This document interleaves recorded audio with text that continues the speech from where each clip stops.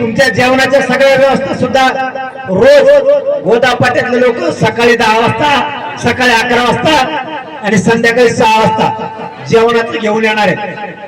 कारण इतके गाव कमीत कमी दर दिवस 25 ते 30 लाख लोकांना जीव घालावा लागणार कमीत कमी. एखादा दिवस असा येणार आहे, एखाद्या वेळेस 30 मे ही तारीख अशी राहणार आहे. या दिवशी 2-2.5 करोड पेक्षा जास्त मराठा समाज येणार आहे. त्या दिवशी जेवढ्या जेवढ्यांना शक्य कोणीही पैसे देऊ नका. त्यामुळे ती उपसमिती बरखास्त करून टाका आणि स्वतंत्र मराठा आणि कुणबी मंत्रालय स्थापन करा. म्हणजे मराठ्याला टेन्शन.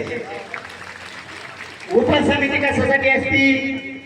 गोरगरीब मराठ्यांना अडचणी आल्या तिकडचे पण घेणारे, इकडचे पण परिसरातले सगळे कारखाने घेणारे, सगळ्या परिसरात आपण गाड्या लावायला व्यवस्था करणार आहे. पाण्याची व्यवस्था होणारे गोदापट्ट्यातले सगळे तालुके, 11 तालुके गोदापट्ट्यात, हे सगळे तालुके जेवणाची व्यवस्था करणार आहेत. त्या सगळ्या निवेदनाच्या टीम उद्यापासून पडणार आहेत. कमून म्हणलं तुम्हाला मला निवेदन सांगायचंय, तुम्हाला ड्रायव्हर, आपले माथाडी कामगार, हमाली करणारे लोक, ते रोजाने जाणारे शेतकरी मराठे सगळ्यांनी काम सोडायचं.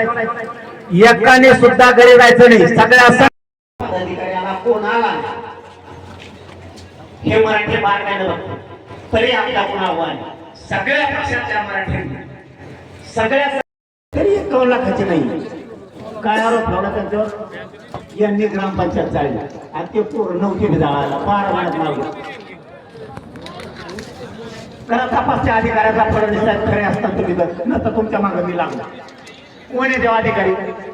कस काय 1 लाखाचं काय कळालं?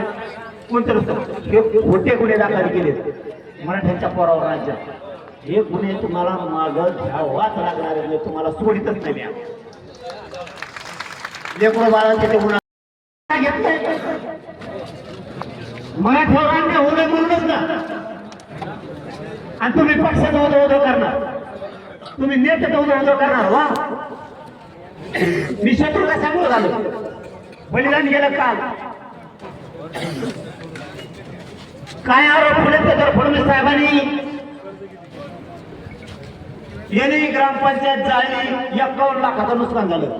इटा सकट जरी सगळा पाडणार आहे. सांगितलं मोहन काय मी 30 मेला मधल्या सगळ्या मागण्या घेणार आहे. ज्यांच्या राहिल्या ते पण त्याच्यात घेणार. संकट आलं, कोकण, मुंबई, मराठवाडा, पश्चिम महाराष्ट्र तुमच्या मदतीला आहे. विदर्भ आणि खानदेश पुऱ्या जागा घालून घेतल्या आणि आता जे ओबीसी ओपन मध्ये यायचं. आमच्या पुऱ्या जागा हडप गेल्या. 50% 30% जागा ओबीसी खाल्ल्या. ओपन मध्ये आता ओबीसीला येता येणार नाही. मी वाचला नाही, वाचतो त्यात काय त्रुटी मला माहित नाही, पण वरच सांगतो. ओपन मध्ये ओबीसीला आता जागा घेता येणार नाही. बघा बर का, जरा टाळ्या तुम्हालाच बोलवतोय. मराठा महत्वाचं आहे. तुमचा माझा दुरावा महत्वाचा नाही, तुमचं माझं हित महत्वाचं या समाजासाठी. 28 मेला सगळ्या अभ्यासकांनी जीआर काढलेला चांगला आहे का नाही का ते रद्द करा. म्हणजे आमचं तुम्हीच खायचं, तुमचं तुम्हीच खायचं. आणि वरून म्हणायचं दुरावा व्हायला लागला. दुरावा तो खायला आम्हाला घेऊन दे ना.